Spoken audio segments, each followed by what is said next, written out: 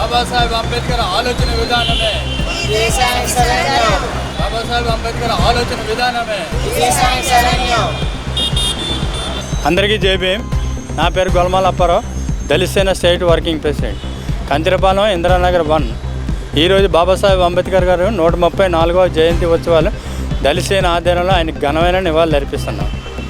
BA పరీక్షలు ఉత్తీర్ణుడై పట్టభద్రుడై వెంటనే బరోడా సంస్థల్లో ఉద్యోగం లభించింది. కానీ పై చదువులు చదవాలని పట్టుదల వల్ల ఉద్యోగంలో చేరలేదు. మహారాజుకు తన కోరికను తెలిపాడు. విదేశాల్లో చదువు పూర్తి చేసి ఆ తర్వాత బరోడా సంస్థల్లో 10 ఏళ్ళు పనిచేసే షరతు పైన 1913లోన రాజుగారు ఆర్థిక సాయం అందుకొని కొలంబియా విశ్వవిద్యాలయంలో చేరాడు. 1915 ఎంఏ, 1916లో PhD పట్టా పొందాడు.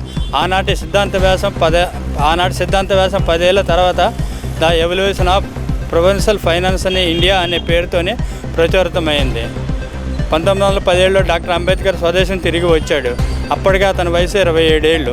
ఓ దళితుడు అంత పేరు సంపాదించి కూడా ఆనాటి అగ్రవర్ణాల వారికి ఆశ్చర్యాన్ని కలిగించింది. షాజీరావు సంస్థలో సైనిక కార్యదర్శి అయ్యాడు. కానీ కార్యాలయంలో నౌకర్లు కాగితాలు అతని బలలపై ఎత్తివేసేవారు.